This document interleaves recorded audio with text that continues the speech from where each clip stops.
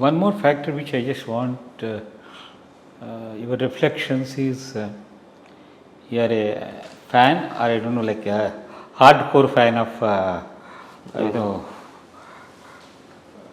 the Janasena Pawan Kalyan. In fact, I also know that you have invited him to launch your book, Yavar Rajdhani Amaravati. In fact, I also came to that meeting in Vijayawada, which has got a mammoth gathering. And you are one of the members who have in a joint fact committee findings important sessions and all that you have given. So we have seen, at least personally, me from observed his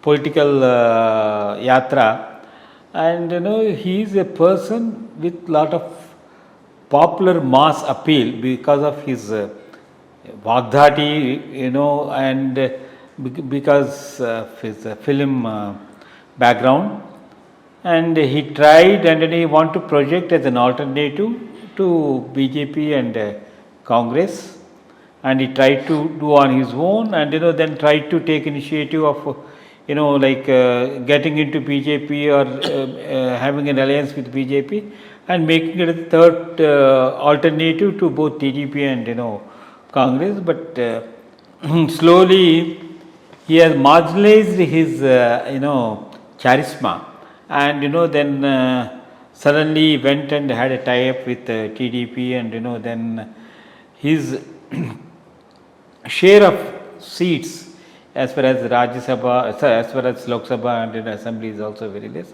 So you have seen from close quarters, and what is his prasthanam? Last 5 years we have not seen much where he could have really encashed on the opportunity.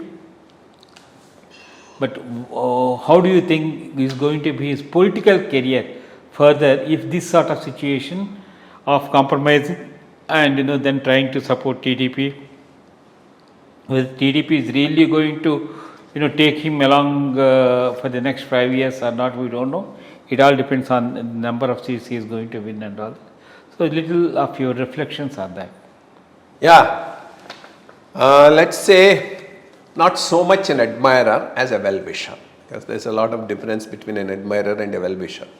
Admirer blindly believes the person, whereas a well-wisher looks for how he can improve himself and what are the wrong steps he has committed, and if that has not been done, that could have been a better thing for him. So I would rather like to analyze what happened in the last 1 decade, because he came into political arena very actively right from 2014, and what steps he has taken, how he could have done it better in his own interests and the interests of the state is something we can just reflect upon and see whether what he can do from now onwards can be good for him as far as the state.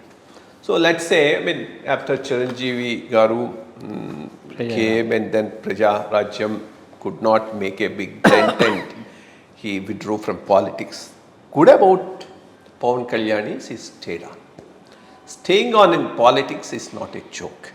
Unless you have some commitment, ideology and a genuine urge to do something, he wouldn't have stayed on. So that's a good point about it.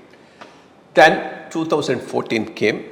2014 elections, he was not willing to canvass for anyone actually. At that time he was not particularly. It was the BJP which insisted and requested him to come and canvass for the alliance, because by then BJP and TDP were in alliance. At that time, if he has also contested along with BJP, TDP as part of an alliance and taken some seats, they would have given him more number of seats at that time because his charisma was at its height at that time. and he really had a mass appeal, much bigger mass appeal than what it is today. He could easily have made it to the assembly with a good number of MLAs, and that would have given him an excellent administrative experience which would have helped him to build up his political career.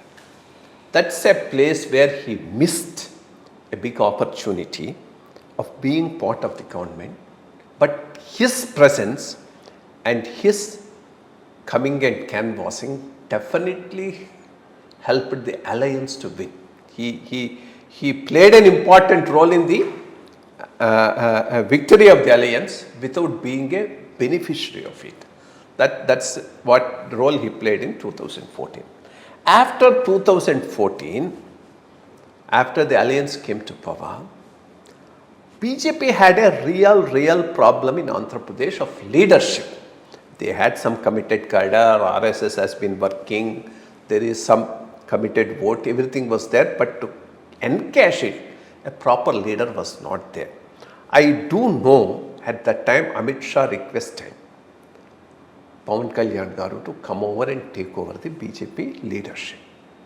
He refused. If only he has agreed for it and led the BJP Andhra, I will not be surprised by now he would have been the Chief Minister of Andhra Pradesh. Having refused BJP, then he fell into the trap of TDP and this yellow media. By then they were in two moods whether to continue with BJP or not, but have not come out. So they were not able to question BJP on some of these division issues, special package status and other things. That's when the yellow media provoked him. What is Pawan Kalyan is doing? He is not talking about special categories. It's just this, that. He could have kept quiet, but he got provoked and made it a big issue in Kakinada meet by saying they have given all Pachipoyina Ladlu and all these things. I mean, not required for him at that level to take on the center when TDP was not willing to take them on. And then this JFFC also is also a part of that ploy from TDP, because they didn't want to do it, they wanted somebody to focus on that. So most of the people who have alliance or this thing with TDP played a role there. So that's another portion. From then onwards, if you see, after this he held a big meeting in, I think, Vijayawada Mangaliri. It was a big success. There he took on the TDP government. By then TDP government was becoming unpopular, and that anti-establishment wave was getting built. And that meeting was a big success because he also took on the anti-establishment platform. But slowly from there he withdrew. If he has really continued with that anti-establishment platform 2019, his performance would have been far better. YSRCP performance would have been far less, because he would have cut into the anti-establishment vote, and even TDP would have done better. But unfortunately, he allowed a feeling to go around that he is not strongly anti-establishment. So when the anti-establishment vote really started consolidating, it got consolidated with Jagan and gave him a sweeping success, and he was almost all marginalized without any seat, though he got a reasonable 8 to 9% voting. So 2019 post, again he went back to the BJP. He went back to the BJP and then made a request, and based on that request, an alliance was formed. But he did not stick to the dharma of the alliance. He was having an alliance with BJP and at the same time trying to play with TDP. If only he stayed with BJP and both of them together as a force worked from 2019 onwards systematically at the ground level, 2024 would have been a hunk, with BJP, Jansena alliance separately contesting, TDP contesting and YSRCP. That's a thing that was lost. Then when he wanted to go with an alliance with TDP also, he didn't maintain that, what should I say, leverage of not going first and declaring. If he has stayed back and then bargained, he could definitely have got a much better deal in the whole thing. In fact, he could have taken with BJP, waited for BJP to take a stand on that. BJP Janasena together negotiating with TDP could have got a much better result. But by going first and announcing it, he lost that leverage and initiative. In between, he contested in Telangana and lost totally. That was an unnecessary. That's very clever of TDP. They didn't contest in Telangana. They knew. I mean, by not contesting, by saying indirectly we are supporting this and that, they were able to get an impression that they are strong.